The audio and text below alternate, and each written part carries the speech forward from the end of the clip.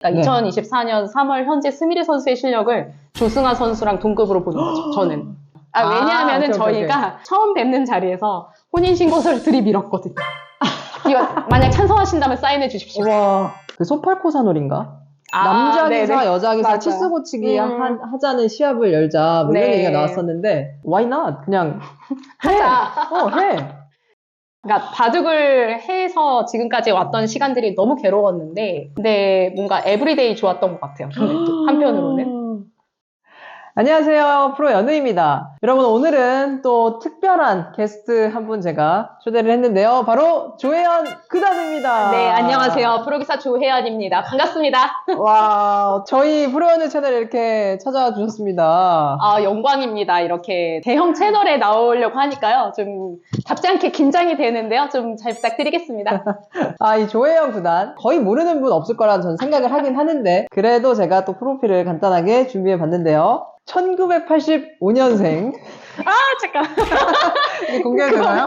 네, 할 수 없죠. 네. 입단을 진짜 빨리 하셨잖아요.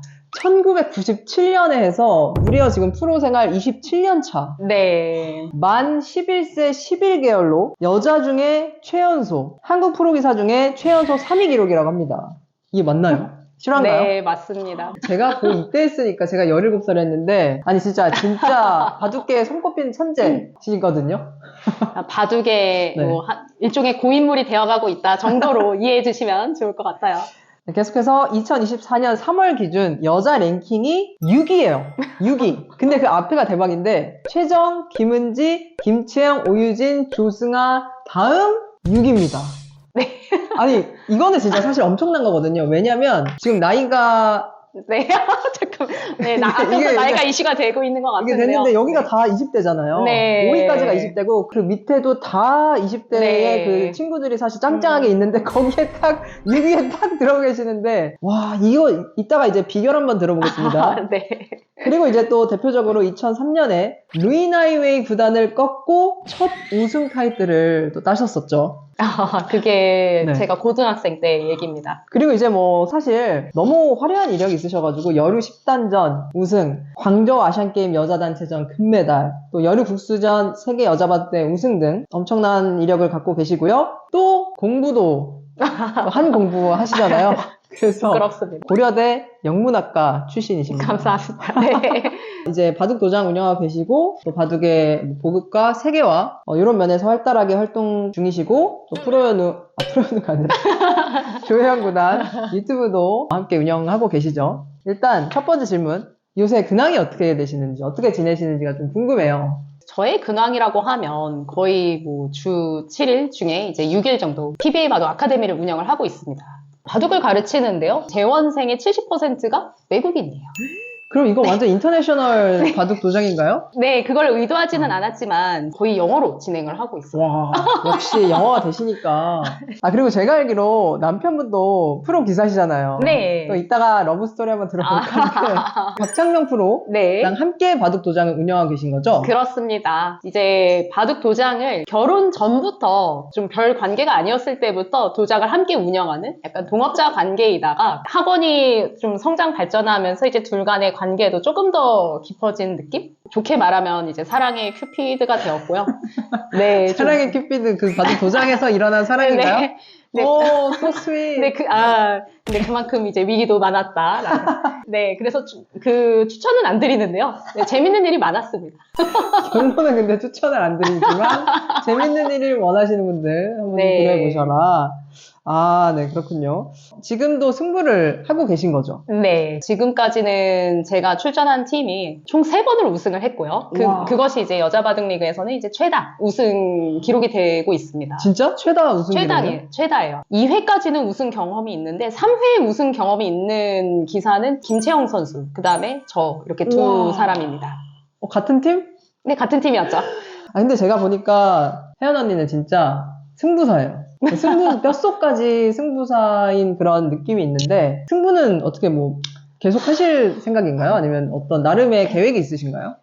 네, 지금 연우 사범님이 이제 주신 질문을 사실은 제가 저 스스로에게 매일 던지는 질문 중 하나예요. 제가 승부를 하고 있는데 지금 내가 이것을 하고 있는 것이 맞는지 이제 그 승부라는 것에 대한 어떤 그 힘듦이나 어떤 치열함에 대해서 좀 많은 고민을 했었어요. 저라는 사람이 좀 승부사에 적합한 사람인지도 저는 솔직히 잘 모르겠고 그래서 이제 승부사냐 이렇게 물어보시면은 승부사이고 싶다라고 저는 답을 하고 싶고요. 근데 그 승부에 대한 자세가 좀 의문스럽다 이렇게 말씀하셨는데 어떤 점이 그렇다고 생각하세요? 어떤 다른 기사와 어떤 뭐 비교점이 있다든지 뭐 이런 게 있나요? 제가 생각하기에는 이 승부사라고 하는 것은 내가 승부를 하는지 마는지에 대한 질문을 할 필요가 없는 누가 보더라도 정말 승부로 꽉 차 있는 한 길을 집중을 하는데요. 근데 사실은 저는 이제 보급도 하죠. 그러니까 바둑 교육을 하고 제가 이제 사실은 여행을 굉장히 좋아하거든요. 세계 여행이라든지 그렇게 좋아하는 것들이 많다 보니까 바둑 하나에만 또 승부에만 좀 전념한다는 느낌은 아니어서 이게 내 자신이 나를 승부사로 정의하기에는 약간 진정한 승부사를 좀 기만하는 느낌이진 않나 이제 그런 고민들을 많이 했었습니다. 이런 고민을 하는구나. 역시 다르십니다. 아, 그러면 궁금한 게 어렸을 때는 내가 승부사였는데 이제 크다 보니까 관심사가 많아져서 네. 승부사인 게 좀 맞나? 이런 고민이 드시는 건가요? 더 정확하게 표현을 하면요. 이제 그것도 맞지만, 이제 당연히 나이가 들면서, 뭐, 소위 말해서 좀 결혼도 하고, 이제 가정을 이루고 했으니, 그런데 이제 한편으로는 제가 승부를 놓은 적은 사실은 제 진심에선 없는 것 같아요. 와. 다른 사람들은 이제 조혜연이는 뭐 늙었으니까, 뭐 이제 연금 받는 사람이니까, 입단 27년 차니까.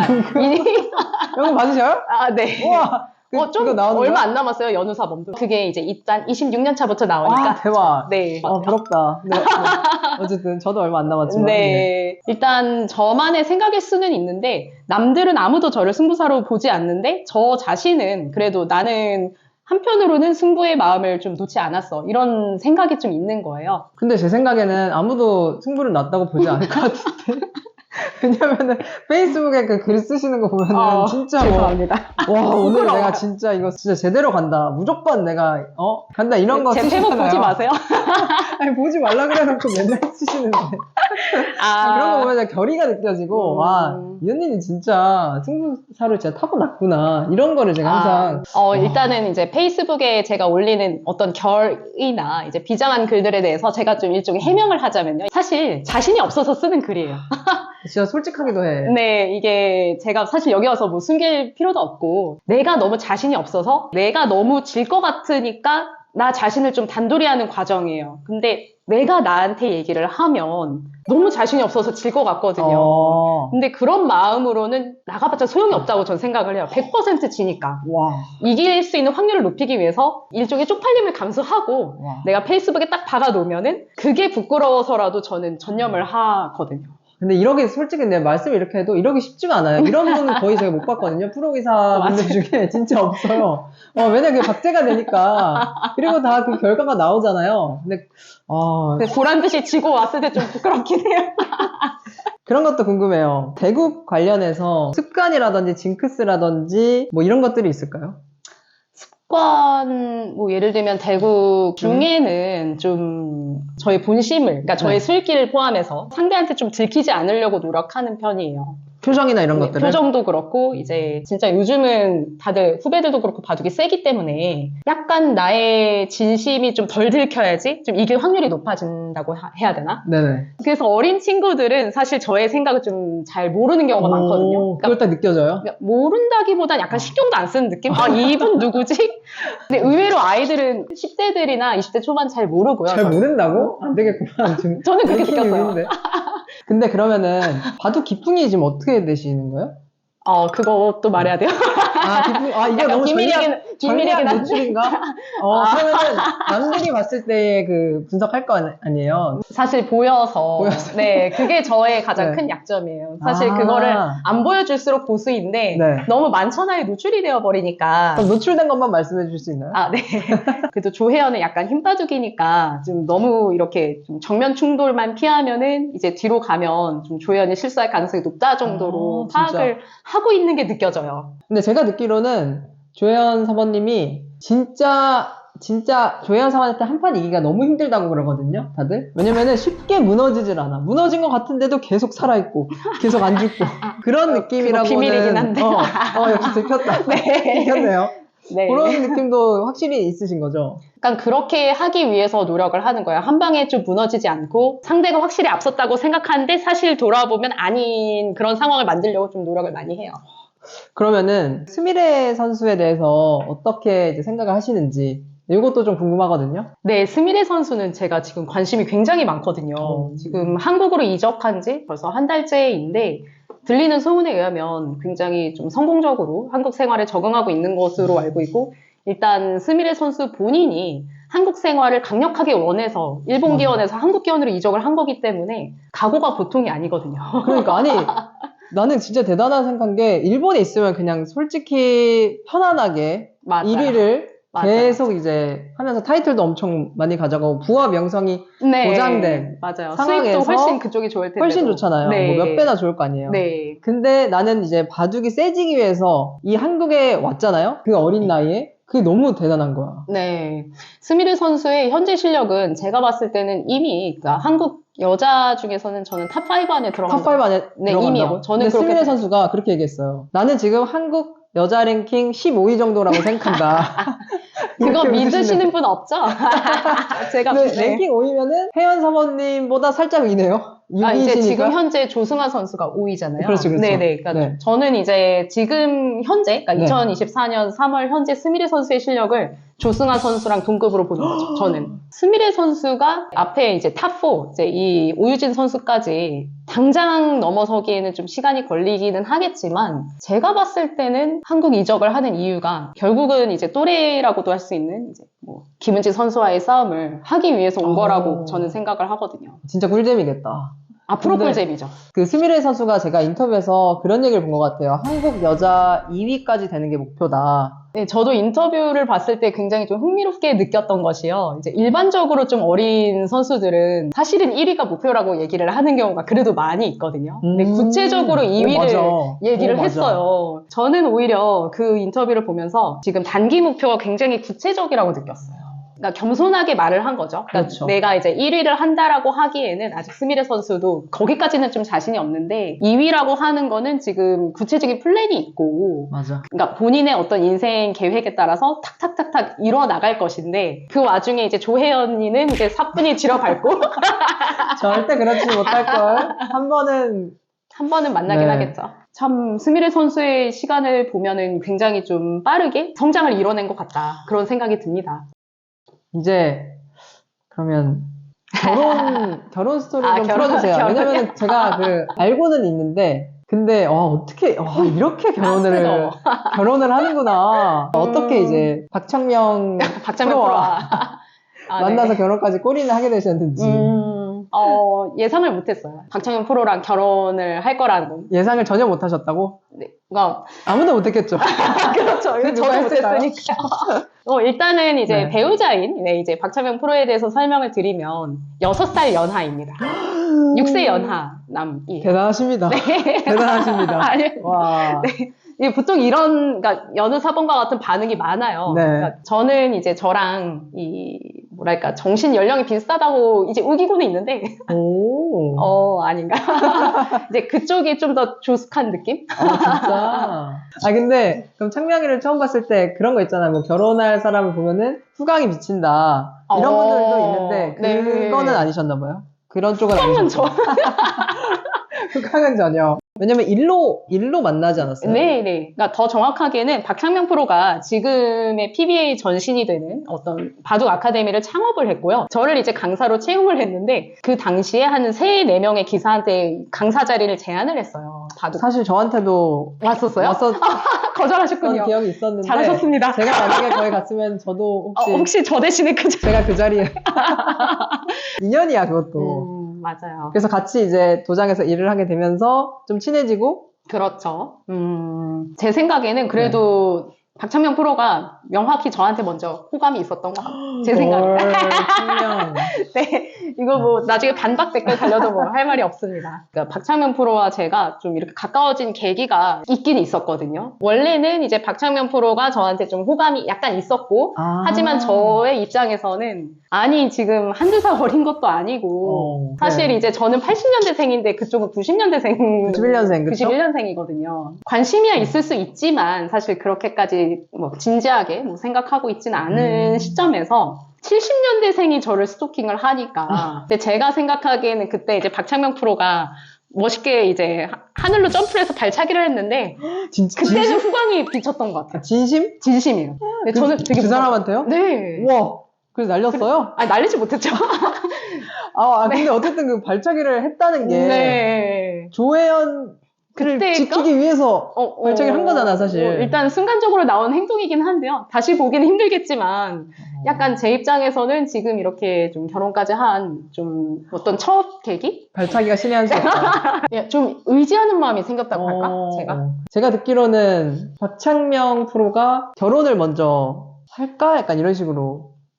약간 저는 이제 프로포즈인지 무엇인지는 모르겠는데요. 네. 사실 이제 결혼을 하자고 했던 순간은 제가 기억에 남아요. 저희는 이제 결혼식을 안 하고 혼인신고를 하고 그냥 갑자기 합친 경우거든요. 그러니까 굉장히 좀 속전속결. 네, 독특한 아마 주변에서 흔히 보시기 힘든 그런 스타일이에요. 그러니까 혼인신고를 먼저 하고 그 다음에 양가 부모님께서 후에 상견례를 하신 거니까. 진짜 부모님 몰래 한 거예요? 서로 모르셨죠. 그러니까 저희는 이제 그래도 돼요? 네, 추천은 안 드립니다. 진짜 웃기네. 정석은 아니에요. 막 나가셨구나. 네. 그냥 평소와 다름없이 이제 학원에서, 아카데미에서 수업을 하는데, 갑자기 박찬명 프로가, 야, 우리 결혼할까? 라고 얘기를 하는 거예요. 갑자기. 근데 그게 되게 신기한 게 뭐냐면은, 사실 한 달 전에 꿈에서 박찬명 프로가 저한테 결혼하자고 하는 거예요. 근데 저는 아예 준비가 안 됐잖아요. 저는 이제 연애 중이라기보다 약간 썸 탄다고 생각을 했어요. 근데 꿈에서 결혼하자니까 뭔 소리야? 이게 제정신이야? 약간 이렇게 거절을 했어요, 제가. 그 다음에 먼 훗날에 다른 여자랑 결혼을 하는 거예요. 박창명 프로가. 꿈에서? 네, 꿈에서. 그때 꿈에서도 마음이 아프더라고요. 마음이 막 시리고 너무 아프고 막 약간 뭐지? 이 사람이 분명히 나한테 결혼하자고 했는데 사실 꿈에서 좀 찌질하게 제가 사실 나랑 결혼하고 싶었던 거 아니었어라고 물어본 거예요. 찾아가서. 그러니까 그때 왜 거절했어? 라고 박찬명 프로가 얘기를 하는 거예요. 되게 신기하다. 내가 거절 당했으니까 이제 내 짝을 만나서 결혼한대. 그럴 수 있죠, 사실. 그러고서 잠이 깬 거야, 제가. 뭐지? 나 이 사람한테 약간 진심인가? 꿈 깨고 나서 학원 출근해서 따졌어요. 왜 꿈에서 다른 사람과 결혼했냐고. 그 사람 누구냐? 야, 아닌 밤중에 홍기 뭔 소리야? 내가 말하면서도 바보 같은 거야, 스스로. 그걸 따지고 있는 상황이. 근데 이제 그러고서 잊어버리고 있다가 한 달 후에 딱 진짜로 말을 하는 거야. 와, 근데 그 꿈이 생각이 난 거지. 저는. 그래, 그 꿈이 생각이 났어. 네, 그래서 내가 오케이, 하자. 바로. 오케이. 그런데 부모님이 반대하는 결혼은 나는 하고 싶지 않으니 양가 부모님께 한번 여쭤보고. 근데 의문이 드는 거는 먼저 혼인신고를 하셨다면서요. 왜냐하면은 오케이, 저희가 오케이. 처음 뵙는 자리에서 혼인신고서를 들이밀었거든요. 이거 만약 찬성하신다면 사인해 주십시오. 와, 추진력 대박이다, 진짜.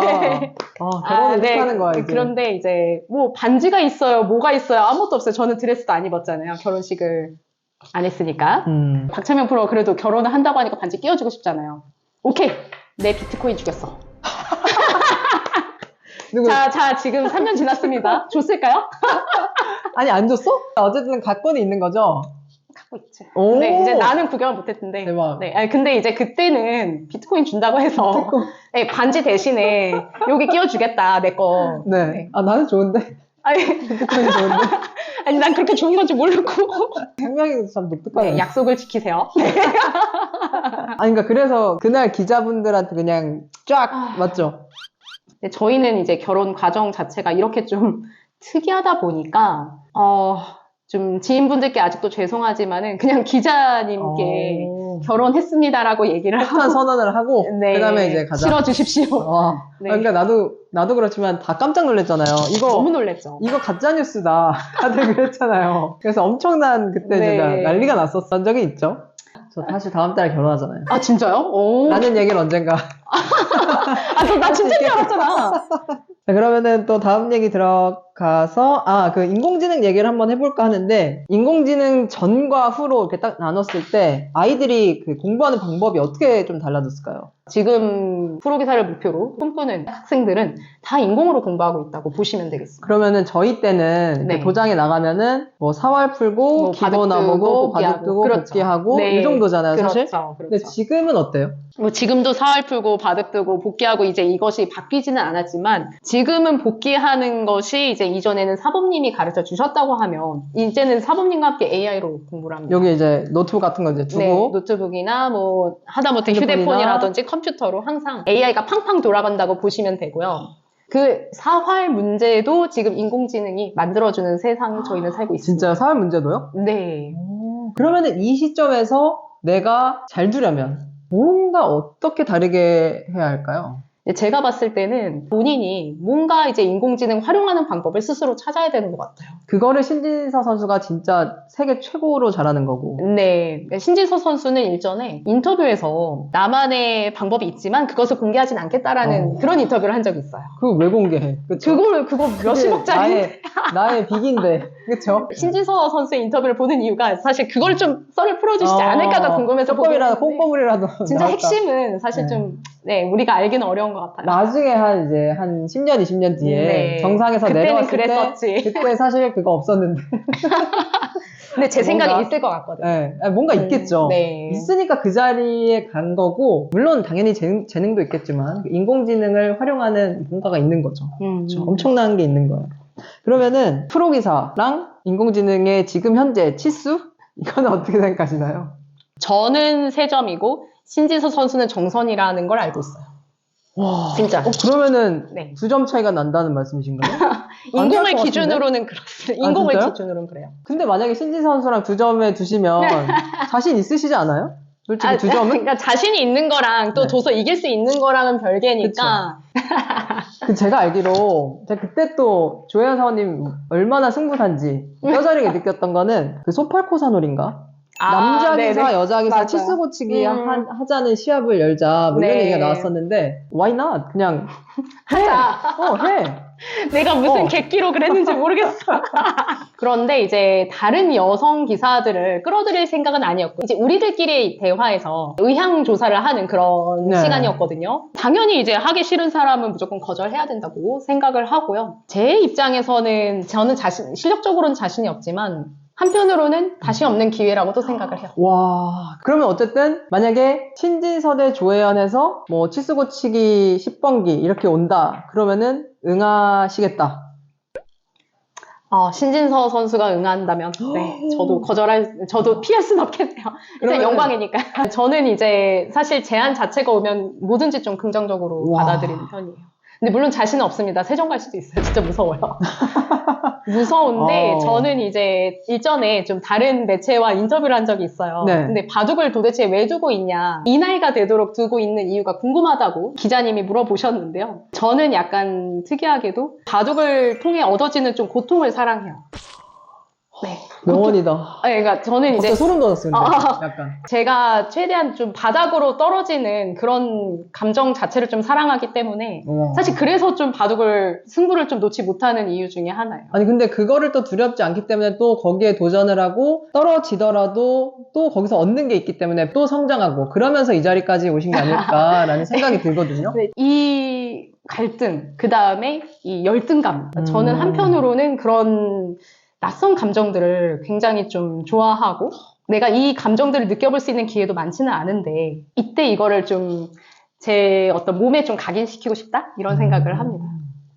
그리고 요것도 어떤 분이 질문하셨었는데, 네. 바둑 토토에 대해서 한참 좀 음. 뜨거웠던 적이 있었잖아요. 맞아요. 그때 반대 네. 쪽에 있으셨죠. 요거에 대해서 이분은 바둑 토토를 이제 함으로써 바둑이 과연 예술로 기억되며 잊혀질 것이냐, 아니면 고상함을 내려놓고 살기를 찾을 것이냐, 이렇게 극단적인 가정을 하셨었거든요. 네. 어쨌든 그 바둑 토토에 관한 생각은 어떠신가요? 그때 바둑 토토가 한참 이렇게 추진될 때 있잖아요. 그러니까 정확하게는 2012년도에 제가 이제 공개적으로 이제 반대 선언을 했고요. 그러니까 어찌 보면은 2024년 현재까지도 바둑 토토가 진행이 안 되고 있으니까는요.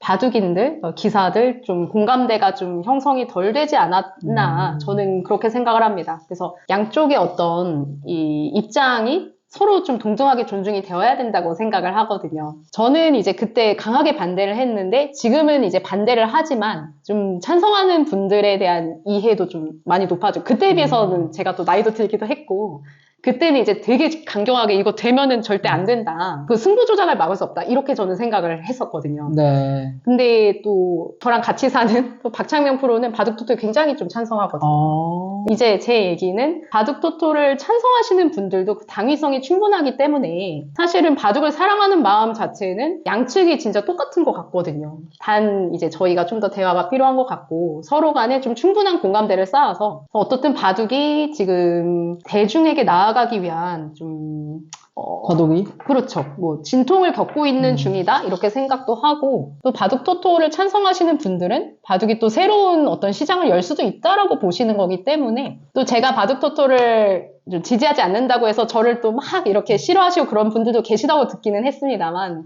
그것 또한 제가 선택한 결과라고 생각을 해요. 근데 바둑계가 또 워낙 어려워서 이런 그렇죠. 새로운 수를 찾는 게 아닌가라는 네. 또 생각이 들기도 해요. 좋습니다. 이제까지 정말 많은 대국을 하셨을 텐데 그 중에서 가장 기억에 남는 대국이 있을까요?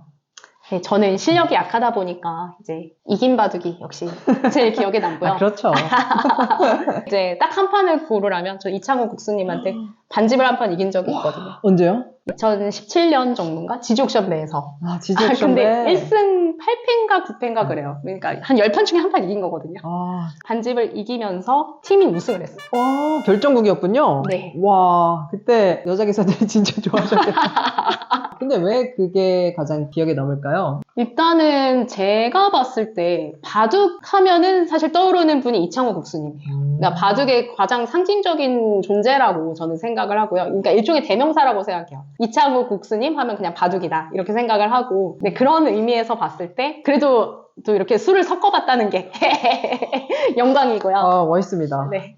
그래서 제가 이제 지금까지 아시안게임 뭐 이렇게 단체전 말고도 이제 개인전 한 5번 정도 우승을 해봤거든요. 대주배 이제 혼성 대회는 하나, 네, 대주배 한번 우승해봤고, 나머지 여자 대회였는데, 그러니까 이런 얘기도 좀 조심해야 되는 게요. 사실 저는 이제 5번은 우승을 했지만, 준우승을 20번 가까이 했기 때문에, 루이 사모님한테 엄청나게 얻어 터졌거든요.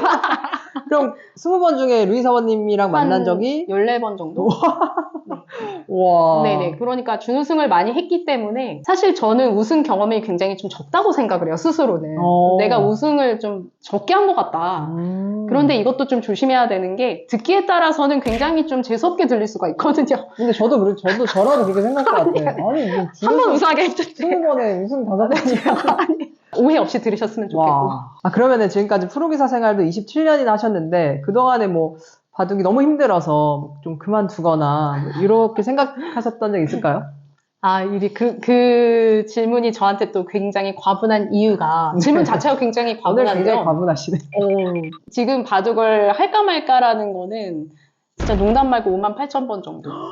진짜 바둑은 매일 그만두고 싶었어요. 저는. 언제부터요? 어릴 때부터. 이미 어릴 때부터. 프로가 어릴 때 됐는데 그쵸. 중학생 때부터 왜냐하면은 빨리 입단은 했지만 저는 사실 다른 어떤 기사들보다는 상대적으로 빨리 했기 때문에 실력이 약한 채로 입단했다고 저는 생각을 하거든요. 그 다음에 이제 제 또래, 제가 85년생인데 제 또래 중에 또 황소 삼총사, 송아지 삼총사가 있었거든요. 그렇죠. 뭐 박경원 구단, 가경원 구단, 최철환 구단, 최철환 구단. 원성진 구단 이렇게 삼총사가 또 워낙 대단한 기사들이 또 내가 너무 바보였다는 생각을 항상 했었거든요. 이 천재도 그런 생각을 합니다, 여러분. 그럼 요새는 어때요? 요새도 하기는 하는데 지금 너무 멀리 왔어요, 사실은. 아, 그치. 네. 바둑 인생이 거의 뭐, 약간 선을 넘어가지고. 다시 태어나면은 또 바둑을 하실 건지. 아, 만약에 다시 인생 2회차를 살게 되면 근데 바둑을 할 것 같아요. 와. 이런. 뼛속까지 승부사라니까. 승부를 하나요? 승부를 하실 거예요? 그렇지 않을까요? 그러니까 바둑을 해서 지금까지 왔던 시간들이 너무 괴로웠는데 근데 뭔가 에브리데이 좋았던 것 같아요. 근데 또 한편으로는. 너무 괴로웠지만 너무 좋았다. 그냥 이상하죠. 그러니까 바둑이 아마 이제 연우 사범님도 어느 정도의 감정을 느끼실 것 같은데요. 실제로 바둑을 두다 보면은 끝없는 자기 어떤 비하나 열등감에 좀 빠지기는 해요. 일단 내가 머리가 너무 나쁜 것 같고 맞아, 쓸기가 맞아. 안 되니까 이 바둑을 두고는 있지만 도대체 내가 뭘 하고 있는지 모르겠다라는 감정을 굉장히 많이 만나거든요. 근데 그 감정 자체를 사랑하게 되면은 그럼 바둑을 할 수가 있는 것 같고요. 이게 진짜 그 27년 그 프로기사 경력에서 나올 수 있는 그런 말인 것 같아요. 그러면 이제 마지막 질문을 드리면은 앞으로의 어떤 목표라든지 삶의 방향이라든지 이런 것들은 어떻게 되실까요? 글쎄요, 제가 생각하는 대로 잘 추진하고 잘 가고 있는지는 모르겠는데요. 제가 이제 대학에서 영어를 조금 했고, 그 다음에 이제 바둑을 이 정도 두고 하니까, 제 생각에는 그래도, 네, 승부는 사실 제가 좀 욕심 부리는 것 같아요. 솔직히 말씀드리면. 이 나이도 그렇고, 실력도 그렇고. 근데 저의 어떤 재능을 보면, 세계 보급 쪽에 저의 어떤 장점이 특화되는 것 같아요. 그러니까 제가 계속 승부를 하더라도 외국인들을 상대로 바둑 가르치는 건 놓지 않을 생각입니다.